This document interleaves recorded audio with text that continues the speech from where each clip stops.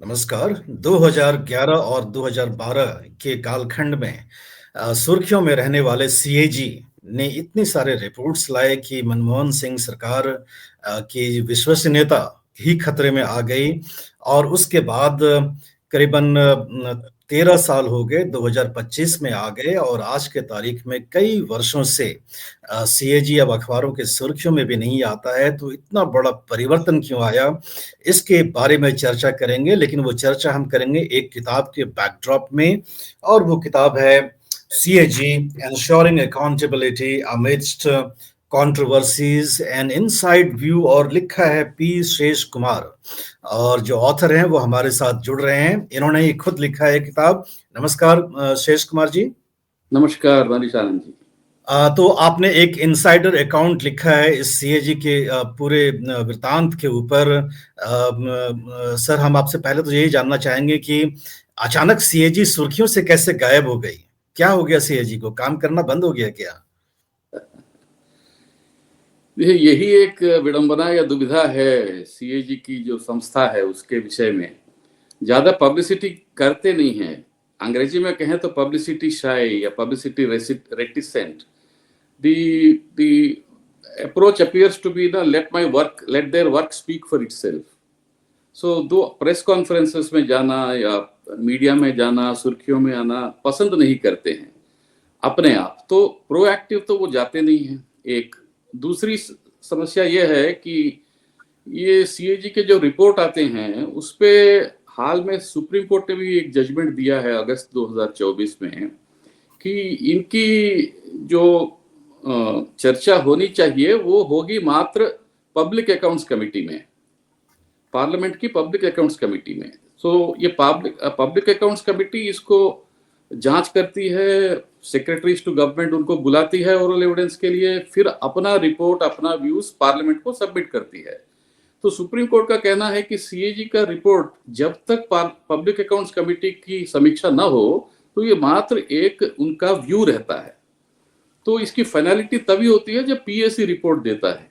So parliament को submit करने के समय तक ये सीएजी खुद बात नहीं कर पाएंगे उस रिपोर्ट के बारे में। तो ये एक दुविधा है। First, they are publicity reticent. Second is they are bound that it has to be discussed first by the PAC. So PAC decides on the fate of the CAG report. और तीसरी बात यह है कि अगर इस तरह की रिपोर्ट में कुछ पॉलिटिकली सेंसिटिव या कुछ इंटरेस्टेड सब्जेक्ट्स आ जाते हैं कभी कभी, तो उनको मीडिया थोड़ी ज्यादा से प्रकाशित करती है, उछालती है। तो अपने आप ये करते नहीं है सीएजी, उनके पक्ष में कहने की बात है। अब रही आपकी दूसरी क्वेश्चन कि भाई ये पिछले 10-12 साल से क्या सीएजी कुछ काम नहीं कर रहे हैं, क्यों इतना जिक्र में या बाहर नहीं आ रहा है? इस विषय पे आपने अच्छा सवाल उठाया है, लेकिन ये भी पहले प्रश्न के उत्तर से जुड़ा हुआ है। अब देखिए, इसके बाद भी कई साल में कम से कम देखिए 100 ऑडिट रिपोर्ट प्रस्तुत करती हैं सीएजी। तो इसमें से कुछ रिपोर्ट्स जिस तरह से आई थी चर्चा में, उस तरह से चर्चा में आई नहीं है, ये सही बात है। लेकिन आपने सुना होगा कि एक 2019 में राफेल की रिपोर्ट थी, राफेल एयरक्राफ्ट, जेट एयरक्राफ्ट की, वो काफी चर्चा में आई थी। दूसरी है, आप अभी भी सुन रहे हैं, शीश महल बोलते हैं जो आम तौर से जो दिल्ली गवर्नमेंट की तरफ से है, उसकी चर्चा हो रही है। तो ऐसा नहीं है कि रिपोर्ट चर्चा में नहीं है, लेकिन ये आप सब मीडिया के ऊपर डिपेंड है, उनको कौन सा रिपोर्ट में क्या विषय उनके लिए अच्छा बनता है सुर्खियों में लाने के लिए, उस हिसाब से सुर्खियों में आते हैं सीएजी। अपना काम करते रहते हैं। जी, मैं आपकी किताब से ही कोट करके आपसे सवाल पूछूंगा। आपने एक जिक्र किया शेष महल का, अभी दिल्ली विधानसभा का चुनाव हुआ और वो अखबारों के हेडलाइंस में चुनाव के वक्त ही आया। तो हम इस सवाल पर आपके पास बाद में जाएंगे। पहले आपने ये जो बताया है कि आपने किताब में खुद लिखा है कि आपको भी नहीं मालूम है कि पब्लिक अकाउंट्स कमेटी ने अब तक रफाल वाले रिपोर्ट को संसद को पेश किया है कि नहीं किया है। तो वो आपने इशारा किया है अपने किताब में कि वो जो एपिसोड है कहीं ना कहीं सीएजी के काम पर बहुत बड़ा इम्पैक्ट उसके वजह से आया, क्योंकि राजीव महर्षि फाइनेंस सेक्रेटरी भी थे जब वो सीएजी बाद में बने, और कहीं ना कहीं कॉन्फ्लिक्ट ऑफ इंटरेस्ट की भी बात आपने करी है इसके ऊपर। ये जो पूरा वृतांत है, आप संसद के पास ये रिपोर्ट आई नहीं पब्लिक अकाउंट्स कमेटी में, ऐसे में अगर सीएजी रिपोर्ट दे और पीएसी आगे कुछ काम करे ही नहीं, तब कैसे स्थिति बनेगी, और ये पूरा एपिसोड क्या था, ये आप हमें बताएं। देखिए, ये राफेल रिपोर्ट सीएजी उनके जो पावर्स हैं किस तरह से ऑडिट किया जाए, कितना ऑडिट किया जाए, कैसे प्रस्तुत किया जाए, ये उनके पास फुल पावर्स हैं। तो सेक्शन 23 बोलते हैं हमारे सीएजी के डीपीसी एक्ट के अंदर। तो कैसे ऑडिट करना चाहिए, कहाँ तक करना चाहिए, किस तरह की रिपोर्ट आनी चाहिए, वो सीएजी खुद डिसाइड करते हैं। इसके लिए अलग से गाइडलाइन स्टैंडर्ड्स उसको फिर फॉलो करते हैं। जो इंटरनेशनल स्टैंडर्ड्स हैं, सीएजी के ऑडिटिंग स्टैंडर्ड्स हैं, वो सब फॉलो करते हैं। अब रही राफेल रिपोर्ट की बात, उसमें राफेल रिपोर्ट सीएजी ने अकेले राफेल रिपोर्ट का ऑडिट नहीं किया है। See, he is within his rights. See, why should, when a subject becomes politically sensitive, so CAG applies his own discretion, and he decided in his wisdom that पूरे aircraft की acquisition की काफी सारी instances को मिला के एक report air force acquisitions के ऊपर बनाया जाए। उसमें राफेल एक हिस्सा बना। अब रही पीएसी की रिपोर्ट क्यों नहीं आई, तो इसके ऊपर मैं टिप्पणी नहीं कर सकता हूं। मैंने सिर्फ ये जिक्र किया है कि इस रिपोर्ट 2019 में बनी थी, आज 2024-25 में है, लेकिन शायद अभी तक पीएसी की रिपोर्ट पब्लिक डोमेन में नहीं है। ये मात्र मैंने यही जिक्र किया है। अब इसकी वजह क्या है, क्या नहीं है, ये पीएसी के अंदरूनी क्या होता है, ये थोड़ी क्लोज कैमरा में होता है, तो ये पता नहीं चलता है। लेकिन रिपोर्ट तो आई नहीं है सीएजी की ऑडिट रिपोर्ट के ऊपर। पीएसी की रिकमेंडेशन या उनका रिपोर्ट आया नहीं है। जी सर, आपने अपनी किताब में ये भी काफी इनसाइड व्यू दिया है कि द्वारका एक्सप्रेसवे पर जब सीएजी की रिपोर्ट आई और उसके बाद नितिन गडकरी जो कि सरफेस एंड ट्रांसपोर्ट केंद्रीय मंत्री हैं, मिनिस्टर हैं, और सीएजी के बीच काफी कॉरेस्पॉन्डेंस हुआ, उन्होंने डिस्प्यूट करा और कहीं ना कहीं सीएजी ने एडमिट करा उनके रेज किए हुए इश्यूज को। तो फिर ये इतने सारे क्वेश्चन के बाद, रिपोर्ट निकालने के बाद सीएजी ने अपने ही रिपोर्ट को पीछे क्यों खींच लिया? क्या ये काफी कुछ अंदरूनी मामला था सीएजी का? नहीं, रिपोर्ट तो पीछे कहीं नहीं खींचा है, मैंने ऐसा तो नहीं लिखा है किताब में। रिपोर्ट में सिर्फ 2 विषयों की मैंने जिक्र की है। एक, गवर्नमेंट में काफी चर्चा हुई थी रिपोर्ट के बारे में। वो जो माननीय मंत्री थे वो अपने डिपार्टमेंट की खिंचाई की उन्होंने कि आपने सही वक्त पर सही तरह से सीएजी के जो उनके मुद्दे हैं उनको आपने सही जवाब नहीं दिया है, इसलिए आपके ऊपर कुछ कार्रवाई होनी चाहिए ताकि इस तरह का फिर दोहराया नहीं जाए वहां। तो अपने डिपार्टमेंट को वो क्वेश्चन कर रहे थे। दूसरी बात, अब सीएजी ने कुछ शायद आंकड़ों में या कुछ तथ्यों में कुछ अपना विषय रखा है, लेकिन उसमें प्रतिक्रिया जो आनी चाहिए वहां से, वो डिपार्टमेंट की प्रतिक्रिया समय पे सही तरीके से आई नहीं।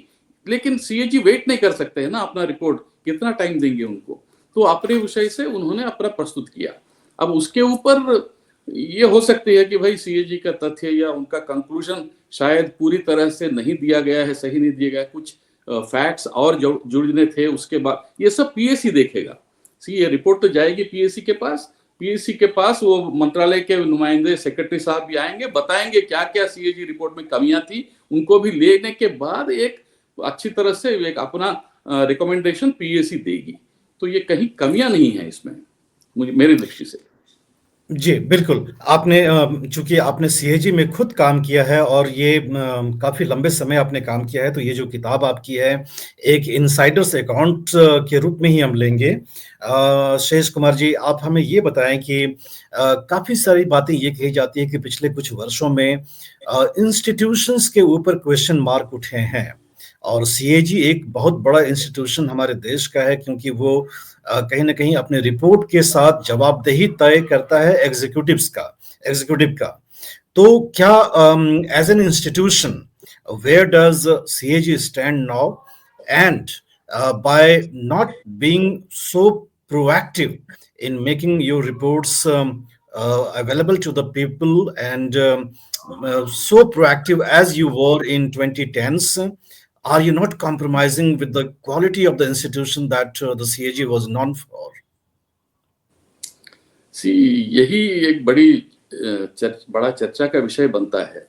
देखिए, सीएजी 2012-13 के बाद भी, जैसे मैंने पहले भी हल्का से जिक्र किया था, हर वर्ष कम से कम 100 से 120 रिपोर्ट प्रस्तुत करते हैं। तो रिपोर्ट नहीं बन रहे हैं ये कहना गलत है। रिपोर्ट बन रहे हैं, लेकिन एक व्यू ये भी हो सकता है कि कई विषयों पे रिपोर्ट बनना चाहिए, शायद उस पे गौर नहीं दिया गया हो जितना हम अपेक्षा करते हैं। खासकर वो 2012-13 की जो एम्फोसिस रही उससे उसके मुकाबले देखा जाए तो। लेकिन जो रिपोर्ट्स बन रही हैं वो सबमिट होती हैं, वो पार्लियामेंट के पास जाती है, उसके रिपोर्ट भी आते रहते हैं। ये कहना शायद ठीक नहीं होगा कि रिपोर्ट नहीं बन रही हैं या इंस्टीट्यूशन कॉम्प्रोमाइज कर दिया गया है, इस तरह की बात नहीं है। मैंने ये नहीं कहने की प्रयत्न किया है, मैंने ये किया अवश्य कहा है कि सीएजी संस्था में काफी सुधार की आवश्यकता है। सुधार दो कोण से देखा जाए, द्विकोण से देखें। एक तो अंदरूनी मामला होता है, दूसरा होता है एक्सटर्नल, बाहरी। सही, बाहरी में पहले मैं आता हूं। बाहरी में देखिए, सीएजी रिपोर्ट सुप्रीम कोर्ट ने कहा है कि पार्लियामेंट अकाउंट कमेटी तय करेगी क्या करना है, मानना है, नहीं मानना है। और तब जब parliamentary committee, public accounts committee जब एग्जामिन करती है, फिर एक मौका गवर्नमेंट को दिया जाता है, तो उसके बाद एक नतीजे पे आते हैं। तब तक ये सीएजी का रिपोर्ट एक व्यू मात्र व्यू है उनका, ये कहना है सुप्रीम कोर्ट का। तो ये एक दुविधा है सीएजी के पास।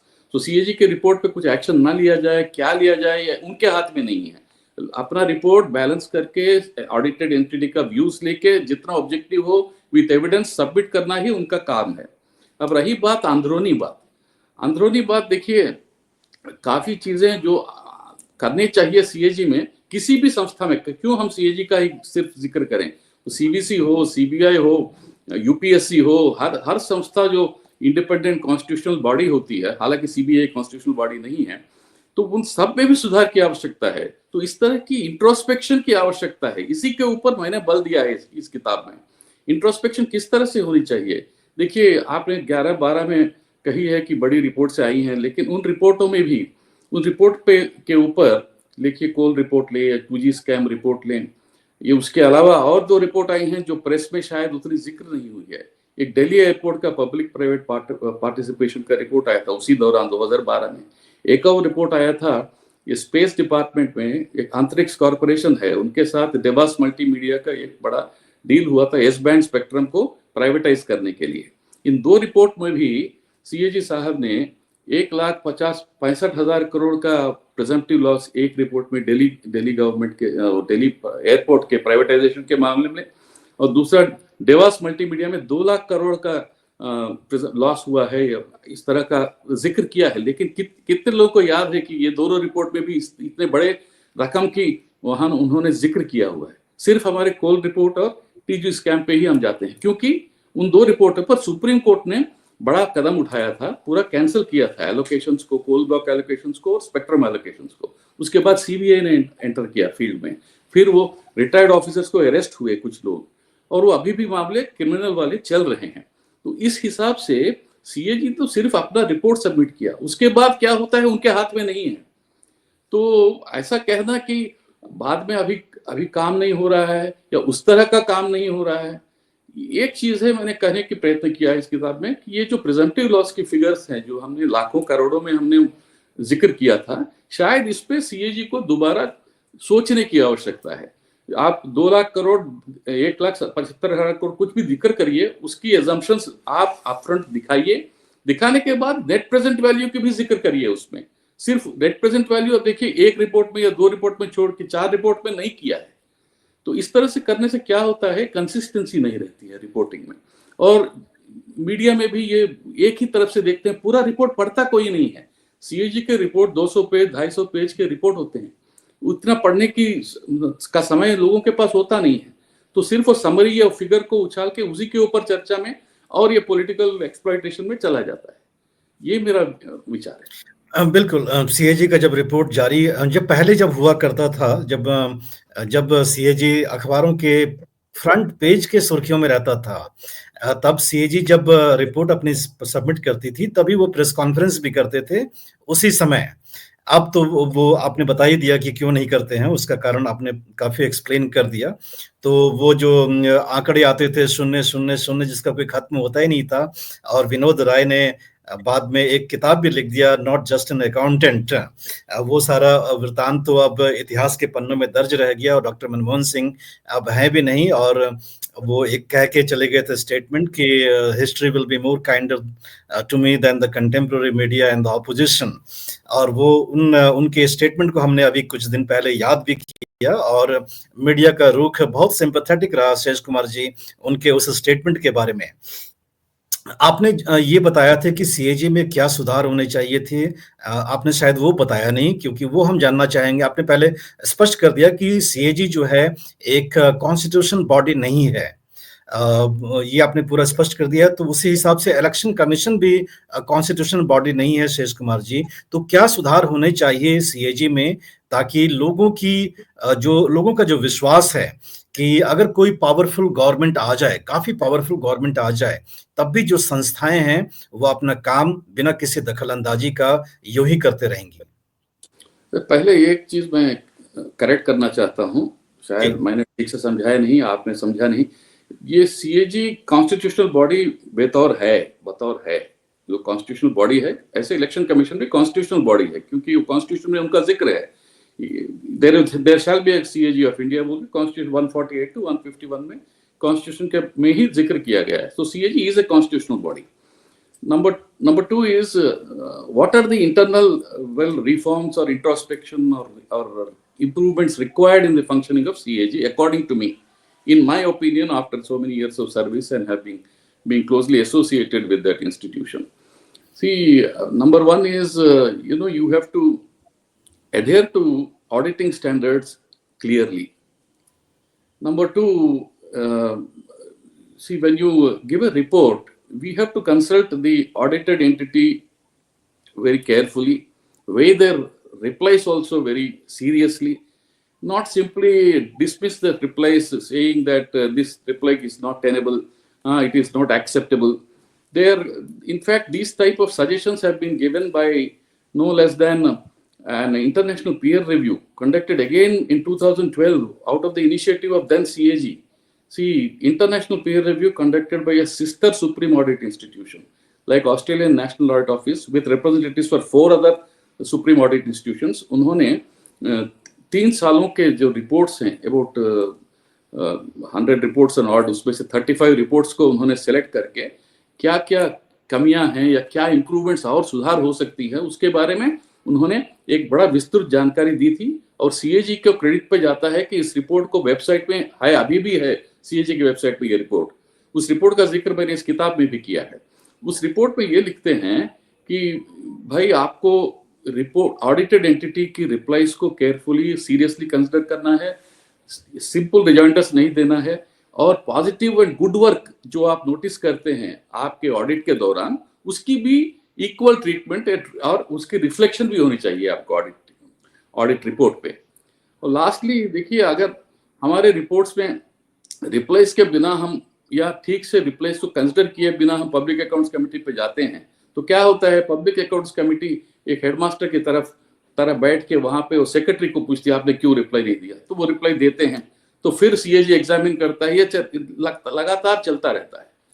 और तीसरी विषय यह है कि पीएसी के पास जब जाते हैं, देखिए 100 रिपोर्ट या 120 रिपोर्ट लेके सीएजी जाते हैं हर साल, तो उनके पास वक्त नहीं रहता है। पीएजी का टेन्योर नॉर्मली 1 ईयर होता है या 2 ईयर्स होता है, 1 ईयर ही होता है। और उसके बाद रिपोर्ट जो सेलेक्ट करते हैं वो 1 साल में डिस्कस नहीं हो पाते हैं, इतने रिपोर्ट्स हैं, इतने सब्जेक्ट्स हैं। तो वहाँ पे जो आंकड़े अभी पब्लिक डोमेन में है, इसके मुताबिक पीएससी ने सिर्फ 42% या कुछ रिपोर्ट 2015 से 2024 के बीच के 9 साल के पीरियड में सिर्फ 42% रिपोर्ट्स देख पाई हैं, उसके ऊपर अपनी रिपोर्ट दे पाई है, बाकी इन प्रोसेस होगा, पाइपलाइन में होगा। फिर जो रिपोर्ट नहीं देखते हैं पीएससी, क्या होता है उनका सीएजी का रिपोर्ट, उनमें the rules provide, the procedures of government require that the other departments, concerned department, they have to give what is called an action taken note. मतलब सीएजी रिपोर्ट पार्लियामेंट में submit हो गया, उस पर कुछ हमारे विभाग के ऊपर कुछ टिप्पणी है, तो उसके ऊपर मुझे जवाब देना जरूरी है, वो वित्त मंत्रालय के द्वारा सीएजी के पास जाना है। इस तरह की रिपोर्ट्स में भी 10,000 से ज्यादा एटीएन पेंडिंग है।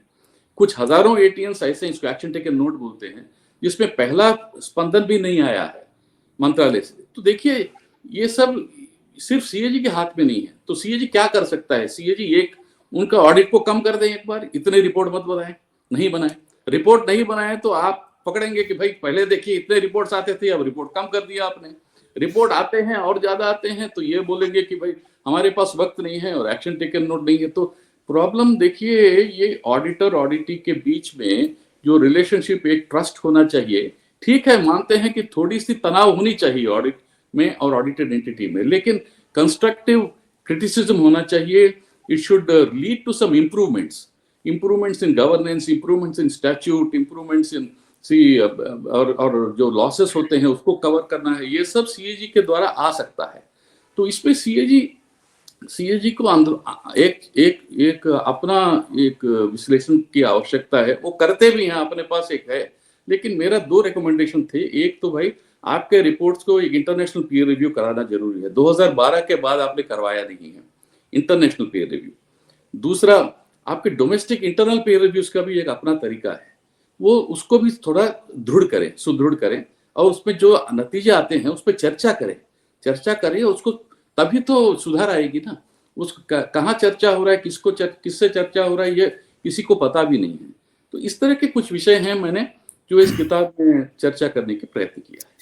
इस किताब में शेष कुमार जी ने एक टेबल भी दिया है कि 2011-12 में कितने ऑडिट सीएजी ने करे थे, और पूरा दिया है ईयर वाइज डेटा। 2022-23 तक का डेटा इन्होंने दिया है।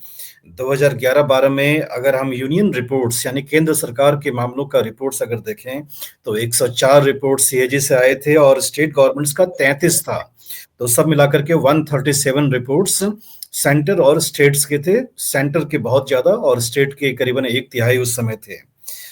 बाद में आंकड़ा बदलते गया, और जब नरेंद्र मोदी प्रधानमंत्री बने उसके बाद आंकड़ा काफी गिर गया, बहुत ही नीचे आ गया। जो यूनियन रिपोर्ट्स सीएजी का था 2015-16 में तो 52 रिपोर्ट था, लेकिन उसके बाद काफी गिरावट आई, 49, 32, 15। 2018-19 में मात्र 15 रिपोर्ट्स आए। लेकिन एक इसके बारे में भी आप मुझे बताएंगे कि ये वेरिएशन क्यों हो रहा है यूनियन रिपोर्ट्स के बारे में। लेकिन साथ में हम ये समझना चाहेंगे कि स्टेट रिपोर्ट्स की संख्या बढ़ रही है। वो जहां 33 हुआ करती थी 2011-12 में, तो 2022-23 में 137 रिपोर्ट्स आई। क्या एक नया पैटर्न हम देख रहे हैं कि फोकस जो है स्टेट गवर्नमेंट्स पर करा जाए और यूनियन गवर्नमेंट पर कुछ कम फोकस रखा जाए? ऐसा तो नहीं है। नहीं सी, मेरा विश्लेषण इस ओर नहीं जा रहा है।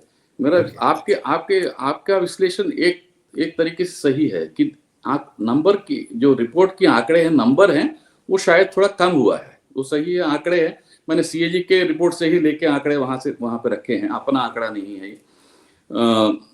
देखिए, जब एक नए सीएजी आते हैं तो उनका अप्रोच, उनकी सोच, उनकी प्रायोरिटीज वो समझने में या थोड़ा वक्त लगता है। और उनके पास ये भी जिम्मेदारी रहती है कि भाई जो पहले का काम हो उसको भी कंटिन्यू किया जाए, उसको एकदम रोक नहीं दे। तो इस बैलेंस बनाने में और समझने में और रिपोर्ट्स को समझने में और रिपोर्ट्स को और सुदृढ़ बनाने की प्रयत्न भी करते हैं सीएजी। तो इस दिशा में जब वो निकलेंगे नए सीएजी, तो उनको लगेगा कि भाई कुछ रिपोर्ट्स में कुछ कमियां हैं, कुछ और विश्लेषण की आवश्यकता है, कुछ और ऑडिट की आवश्यकता है, या कुछ व्यूज शायद उन्होंने ठीक से मिस हो गए हैं या देखे नहीं है। तो उनको क्या बोलते हैं कि भाई you augment this, you support this, you strengthen this. इस तरह के लिए वो पढ़ के वापस करते हैं रिपोर्ट्स को। ये प्रक्रिया कब से चल रही है, हर सीएजी के साथ होता है। तो ये जब जाते हैं रिपोर्ट तो उसमें वक्त लगता है। तो पुराने रिपोर्टों में कुछ कमियां शायद सीएजी साहब को नजर में आई होंगी, तो इन्होंने कहा कि भाई इनको और विस्तृत रूप से विश्लेषण करके फिर दोबारा उनको सबमिट करिए, तो इसमें वक्त लगता है, तो वो अगले साल में रिफ्लेक्ट हो सकता है, या कुछ रिपोर्ट्स उतनी तगड़ी नहीं हो सकती हैं जो परफॉर्मेंस ऑडिट रिपोर्ट के तौर पे प्रस्तुत नहीं की जा सकती हैं। तो उसमें से कुछ रिपोर्ट्स में से कुछ तथ्य या कुछ ऑब्जेक्शंस हैं, कुछ ऑब्जर्वेशंस हैं, उसको इंडिविजुअल पैरास के रूप में दूसरे रिपोर्ट में प्रस्तुत किया जा सकता है। तो ये नहीं कह सकते हैं कि भाई ये सोच समझ के इन रिपोर्ट्स को कम किया है। अब रही दूसरी बात कि स्टेट रिपोर्ट्स बढ़ गए हैं, ये भी हो सकता है कि स्टेट रिपोर्ट्स पहले के शायद वो एक्यूमुलेट कर गए थे, तो उसको एक साथ क्लियर करने में थोड़ी स्पीड पकड़ गई थी। यही मैं सोचता हूं, क्योंकि इसको और डीप एनालिसिस चाहिए होगी, जिस तरह से आप पूछ रहे हैं, उसके लिए और थोड़ी एनालिसिस की आवश्यकता है। वो कंक्लूजन मैं कर पाऊंगा। सर, आपने किताब में एक जिक्र भी किया है कि एक परिवर्तन सीएजी ने करा ऑडिटिंग के ऊपर, और आपने ये शायद जिक्र किया है कि आउटकम बेस्ड ऑडिटिंग इन्होंने अपनाया ये परिवर्तन करते हुए। अगर मैं सही कोट कर रहा हूँ आपके किताब से कि परफॉर्मेंस आउटकम बेस्ड ऑडिटिंग की तरफ इन्होंने अपना रुख किया, जो कि पहले के अप्रोच से अलग है। ये हमें थोड़ा आप समझाएं, इसका क्या मतलब होता है? देखिए, ये परफॉर्मेंस ऑडिटिंग जो है वो 3 विषयों को देखता है। अंग्रेजी में बताया जाए तो effectiveness of expenditure, economy of expenditure and efficiency. So not only expenditure, schemes, programmes, तो ये ओवरऑल व्यू दिया जाता है। और इसमें कभी कभी कुछ स्कीम को देखा जाए तो स्कीम क्यों बना, कैसे बना, किन तथ्यों के आधार पे बना, किस बेसिस पे बना, पॉलिसी इनपुट्स क्या थी, वो एजम्पशंस ठीक थे नहीं थे, ये सब भी एग्जामिन होता है कॉम्प्रहेंसिव तरीके से, और एक पॉजिटिव रिकमेंडेशन भी देते हैं। उसमें कुछ बेनिफिशियरी सर्वे भी लिया जाता है, मतलब भाई देखिए एम्प्लॉयमेंट जनरेशन स्कीम हुआ या हेल्थ स्कीम हुआ, इस तरह के स्कीम्स में क्या वाकई ये बेनिफिट्स जो पहुंचने चाहिए थे तो लास्ट माइल तक पहुंचे कि नहीं, उनको किस तरह से लाभ मिला इन प्रोग्राम के द्वारा, ये सब भी देखा जाता है। अब ये सिलसिला 2004 से शुरू हुआ था, फर्स्ट गाइडलाइंस इशू करे थे, और तब सीएजी के पास ये पावर से अथॉरिटी भी नहीं थी। सिर्फ इंटरनेशनल स्टैंडर्ड्स के ऊपर बेस करके एक गाइडलाइंस बनाया गया सीएजी साहब तब के, तो वो फाइनेंस मिनिस्ट्री को लिख दिया, और फाइनेंस मिनिस्ट्री की कोऑपरेशन से सब अदर मिनिस्ट्रीज को ये इंस्ट्रक्शन दिया गया कि सीएजी के साथ सहकार करें, और ये परफॉर्मेंस ऑडिट तब से शुरू हुआ। इससे पहले भी कुछ तरह के होते थे, वैल्यू फॉर मनी ऑडिट और 3 E's ऑडिट बोलते थे, लेकिन ये परफॉर्मेंस ऑडिट 2004 में शुरू हुआ। 2014 में क्या हुआ, ये पहली बार एक्चुअली 2012 में की बात है। 2004 से 2012 तक परफॉर्मेंस ऑडिट सिर्फ चली एक सीएजी साहब की चिट्ठी के बेसिस पर, इंटरनेशनल प्रैक्टिस को कोट करते हुए फाइनेंस मिनिस्ट्री की कोऑपरेशन से ये शुरू किया गया। 2012 में सुप्रीम कोर्ट ने एक डिसीजन दिया था, बड़ा महत्वपूर्ण डिसीजन है सीएजी की संस्था के लिए। आप कह रहे थे नॉट जस्ट एन अकाउंटेंट, तो सीएजी सिर्फ मुनीम नहीं है, ये अकाउंटेंट मुनीम से भी बढ़कर इनकी रिस्पॉन्सिबिलिटी है। वो एक्सपेंडिचर की आउटकम्स और परफॉर्मेंस को भी इवेलुएट कर सकते हैं बोल के जजमेंट सुप्रीम कोर्ट ने दिया। सो 2012 तक अगर सही माने में देखा जाए तो सीएजी के पास परफॉर्मेंस ऑडिटिंग्स की लीगल अथॉरिटी थी नहीं, तो 2012 के बाद शुरू हुई। लेकिन रिपोर्ट तो 2012 के पहले की भी तो इतनी सुर्खियों में आए हैं ना। तो 2012 के बाद क्या हुआ, ये आउटकम बेस्ड बजटिंग बोल के एक नया शब्द शुरू हुआ। ये 2015-16 में शुरू किया गया था आउटकम बेस्ड बजटिंग का कॉन्सेप्ट गवर्नमेंट ऑफ इंडिया में ही। गवर्नमेंट ऑफ इंडिया ने ये पहले रिजल्ट फ्रेमवर्क डॉक्यूमेंट बोल के एक होता था, वो इंटरनेशनल ऑर्गेनाइजेशन से बोरो करके हर मिनिस्ट्री को कितना पैसा खर्च करेंगे, इससे क्या निकलेगा, उस पर दिखाना पड़ता है। उसका काफी प्रयत्न किया गया, 2010-11 से लेकर 15 तक किया गया। फिर उसमें कुछ सुधार लाने के लिए आउटकम बेस्ड बजट बोल के वो भी इंटरनेशनल उस तरह की डेवलपमेंट को इनकॉर्पोरेट गवर्नमेंट ने किया। जब गवर्नमेंट में आउटकम बेस्ड बजट में दिखाया, आउटकम बेस्ड बजट और परफॉर्मेंस ऑडिट में क्या डिफरेंस है, ये पूछ रहे थे आप। तो देखिए परफॉर्मेंस ऑडिट में आप you can examine the policies also, of the government, whether not questioning the policy for the sake of questioning, but what basis the policy is made, what are the assumptions, what are the facts that have been presented, any alternatives have been ignored or not considered properly, और anything is wrong in the assumption behind the policy, वो भी देख सकते हैं performance audit में और give a recommendation. Outcome based policy में आप उधर उधर जाओगे नहीं पॉलिसी की तरफ, आप सिर्फ इम्प्लीमेंटेशन पे जाओगे, आउटकम को देखोगे. भैया इतना पैसा दिया, इससे कितना एम्प्लॉयमेंट निकला, इससे कितने इलेक्ट्रिकल कनेक्शंस आए, कितने हाउसेस कंस्ट्रक्ट किए गए, इस तरह की चीजें देखेंगे. सो आए कि नहीं देख के आप एक रिपोर्ट देंगे, that will be an aid to the government. It is something like a report to the government saying भाई आपने इतना चाहा, अब इतना ही निकला, या ये कमियां हैं. So this will be restrictive. Outcome based budget will be a little restrictive. Performance auditing will be a wider subject, wider approach. यही दो फर्क है. तो अब हम ऐसे ऑडिट की उम्मीद नहीं कर सकते हैं जिसमें कि कैबिनेट के निर्णय पर सीएजी सवाल उठा सकता है, जैसा 2G स्पेक्ट्रम एलोकेशन के पॉलिसी बनाने में किया गया था. इसका हम लबोलबाब ये माने सर? नहीं, ऐसा नहीं है. देखिए, सीएजी क्वेश्चन पॉलिसी को ऐसे ही करने के लिए बैठा नहीं है. वो he is not interested in just questioning every policy of the government. When he is examining a particular scheme, he will definitely start with how the scheme started, what was the basis of this scheme, what were the assumptions, what were the expectations, on what basis it has been made. वो सब तो देखेगा अभी भी. लेकिन अब decision के पीछे जाके कुछ क्वेश्चन करना ये इतना आसान बात नहीं है. वहां पे उन दो रिपोर्टों में अलग बात है कि वहां उनके पास पावर्स थे, गवर्नमेंट के पास, for example auctioning off the coal blocks, लेकिन वो chose not to auction. 2G spectrum में भी वो बोलते हैं कि policy is cleared by everybody and hence it is approval of the competent authority. वहां पॉलिसी की प्रॉब्लम नहीं है, वो पॉलिसी को किस तरह से इंप्लीमेंट किया गया है, इंप्लीमेंटेशन में जो गलतियां हुई हैं, जो खामियां निकली हैं, जिसको एक्सप्लॉइट किया गया है, like a screening committee process in the coal blocks और the first come first served process in the 2G spectrum, उसको कैसे मिसयूज, दुरुपयोग किया गया है, उसके ऊपर जिक्र किया है. करते हुए वहां पे इंसिडेंटली बोला गया है कि आपके पास पावर्स थी, लेकिन आपने इसको सही करने का सोचा नहीं, किया नहीं आपने, सिर्फ मात्र यही था उसमें. अब रही बात, इस तरह की सिचुएशन आएगी तो सीएजी शायद एग्जामिन करेंगे. अब तक तो इस तरह की सिचुएशन कभी आई नहीं है इसके बाद.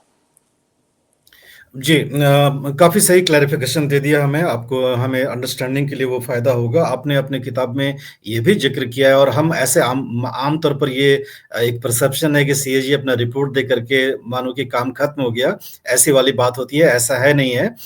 काफ़ी पैसे रिकवर भी होते हैं, ये आपने ज़िक्र किया है अपनी किताब में. सेंटर भी रिकवर करता है और स्टेट गवर्नमेंट्स भी रिकवर करते हैं. काफ़ी रिकवरीज होती है, लेकिन परसेंटेज में जितनी रिकवरीज होनी चाहिए सीएजी की रिपोर्ट के हिसाब से वो काफी कम है. इसके बारे में आप हमें थोड़ा बताएं. रिकवरीज नॉर्मली कहाँ होते हैं, जल्दी कहाँ होते हैं, वो टैक्स ऑडिट्स पे होते हैं. टैक्स ऑडिट मतलब ये डायरेक्ट टैक्स हो, इनडायरेक्ट टैक्स हो या जीएसटी हो, तो इस तरह के सब्जेक्ट्स में ना कहीं असेसमेंट में गलतियां हुई या कुछ एप्लीकेशन ऑफ लॉ में गलतियां हुई या कंप्यूटेशन में गलतियां हुई, तो कंसिस्टेंसी ऑफ एप्लीकेशन, एक जगह अलग ट्रीटमेंट है, दूसरा जगह दूसरा ट्रीटमेंट है, तो इस तरह की चीजों को असेसमेंट बेस्ड जो ऑडिट होते हैं उस पे clear cases of excess payments और नॉट एक्सेस पेमेंट्स, रिकवरीज और short collection of tax, short recovery, ये सब आते हैं. तो इसको ना मानना ना मानना आसान होता है और इस पर रिकवरी की प्रक्रिया भी शुरू हो जाती है, तो इस पर रिकवरी जल्दी हो जाती है. यहाँ भी एक तकलीफ आती है कभी कभी, क्योंकि नोटिस दे दिया, तुरंत पैसे नहीं आते हैं. रिपोर्ट आ जाई, रिकवरी 1 साल बाद हो सकती है या 2 साल बाद भी हो सकती है, लेकिन वो माने ना माने पॉइंट को, इससे इम्पोर्टेंट बनता है. सीएजी की जो ऑब्जेक्शन है, ऑब्जर्वेशन है, उसको मान लिया डिपार्टमेंट ने तो सही है, रिकवर हो जाएगा आज नहीं तो कल, क्योंकि उनके पास साधन है और सुविधा है रिकवरी के लिए. अब रही बात दूसरी तरह की, टैक्सेशन की, ये बात हो गई. दूसरी बात है other expenditure recovery, over payments. Over payments में प्रॉब्लम ये होता है कि रिकवरी हमेशा हो नहीं पाएगी, क्योंकि this are all covered by certain contracts, agreements, interpretation of some clauses. तो उसमें सीएजी का पॉइंट सही भी हो तो गवर्नमेंट माने ना माने ये पहली बात है। गवर्नमेंट मानेगा तो वो प्राइवेट पार्टी के पास जब जाएगा वो तो कोर्ट में जाएगा या आर्बिट्रेशन में जाएगा, तो ये लीगल कॉम्प्लिकेशन आ जाता है, तो रिकवरी तुरंत हो नहीं पाती है। यहाँ भी मेरे ख्याल से जो सीएजी साहब को देखना है कि भाई आपके रिपोर्ट की कंट्रीब्यूशन अगर उनकी कुछ हम जांच के करें तो उसमें ये देखना है कि भाई आपने कितने सुधार लाए हैं टैक्स लॉस में या प्रोसीजर्स में या इम्प्लीमेंटेशन प्रोसेसेस में, कितनी आपने रिकवरी की है, उसके आपने जो बताया उसमें कितनी रिकवरी हुई के साथ साथ improvement in procedures, laws, amendments, उसमें ज्यादा आई थिंक इम्पोर्टेंस देना है।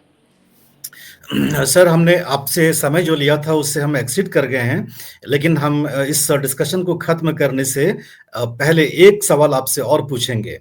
और हमें लगता है कि उस प्रकरण से ही पूरे देश में लोगों को ऑडिटिंग की ताकत भी समझ में आई थी। जब ऑडिटिंग से मालूम चला कि स्कूटर पर बिठा करके भैंस और गाय ले जाए जा रहे थे, वाउचर में ऐसी एंट्री बिहार में करी गई थी कि स्कूटर पे भैंस सवार हूँ, और इस तरह से जो सुर्खियां बनी, अखबार की खबरें बनी ऑडिटिंग के बारे में, लोगों में अवेयरनेस उसके वजह से बहुत फैली। वो था बिहार का फॉडर स्कैम, चारा घोटाला, जिसमें कि उस समय के मुख्यमंत्री लालू प्रसाद कॉन्विक्ट भी हुए और चुनावी राजनीति से बाहर भी गए। वो आपने चर्चा किया है अपने एक किताब में काफी वृत्तांत से कि उसके बाद वाउचर बेस्ड ऑडिटिंग और उसके बाद सुधार जो हुए। आप इसके बारे में हमें एक थोड़ा सा हमें अपने विचार साझा करें इसके बारे में। देखिए, ये जो 1996 में शायद ये जिक्र में आया था और सीएजी की रिपोर्ट काफ़ी उस समय सुर्खियों में रही और काफ़ी महत्वपूर्ण योगदान हमारे उस समय के वरिष्ठ अधिकारियों ने, इंडियन ऑडिट अकाउंट सर्विस के 2 वरिष्ठ अधिकारियों ने भी किया, उनका जिक्र भी मैंने रिपोर्ट में किया है। तो इस रिपोर्ट को देखते हुए सीएजी साहब ने सोचा कि भाई हमारा जो कंपाइलेशन ऑफ अकाउंट्स होता है, जिसके बारे में ज़्यादा जानकारी आम जनता में नहीं है। सीएजी साहब के पास 150 फील्ड ऑफिसर्स हैं, उसमें से कम 13,000 लोग इस काम पे जुड़े हुए हैं, जो स्टेट गवर्नमेंट के पेंशन प्रोविडेंट फंड के साथ साथ उनकी अकाउंट्स भी कंपाइल करके स्टेट गवर्नमेंट को प्रस्तुत करते हैं। तो ट्रेजरी से, पब्लिक वर्क डिवीजन से, उन सब से अकाउंट्स आते हैं एजी साहब के पास, जो AG is the field office of CAG.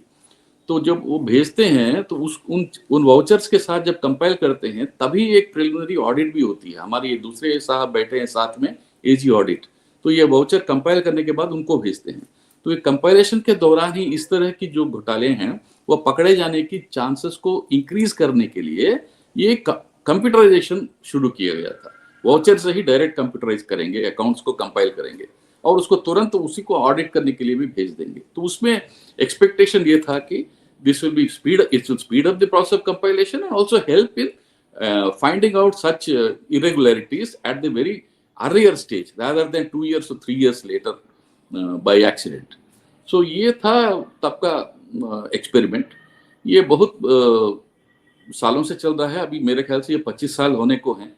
इस सिस्टम में भी काफ़ी सुधार की आवश्यकता है, क्योंकि इस बीच में क्या हुआ, स्टेट गवर्नमेंट्स ने भी काफ़ी इनोवेशंस लाए हैं अपने अकाउंटिंग सिस्टम्स में। उन्होंने बड़े एडवांस फीचर्स के साथ, ओरेकल बेस्ड सिस्टम्स के साथ, उन्होंने क्लाउड बेस्ड कंप्यूटिंग के साथ उन्होंने लाए हैं अपने सिस्टम्स, आईएफएमएस बोलते हैं या पीएफएमएस बोलते हैं, public finance management system, integrated financial management system, इस तरह की उन्होंने इंट्रोड्यूस किया है। तो क्या होता है, at that level itself state government is trying to prevent such blatant misuse of vouchers and siphoning of the funds. इस तरह की बात अभी कम हो रही है। तो इसमें सीएजी साहब ने वाउचर लेवल कंप्यूटेशन इंट्रोड्यूस किया है, लेकिन उसमें काफी सुधार की आवश्यकता है। अब सीएजी साहब की 2 दिक्कतें हैं वीएलसी में, कि एक तो उसमें ऑडिट में उतना यूज होने के लिए उनको भी अपग्रेड करना पड़ेगा उनके सिस्टम को, उसमें काफी देर हुई है मेरे दृष्टि से।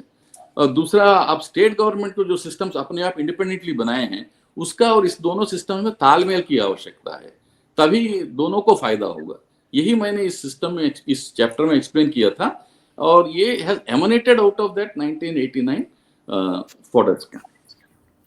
तो बहुत सारे विषयों के ऊपर चर्चा है इस किताब में। मैं आपको ये किताब दिखा रहा हूँ, ये किताब हमें लगता है कि पढ़ना चाहिए सबों को और जो मेनस्ट्रीम डिस्कोर्स है उसमें ये किताब की काफ़ी भूमिका आ सकती है, एक इन्फॉर्म्ड डिबेट के लिए और डिस्कशन के लिए भी। और पी. शेष कुमार ने एक इनसाइडर अकाउंट दिया है इस किताब में, तो इससे अहमियता और विश्वसनीयता दोनों ही इस किताब की बढ़ जाती है।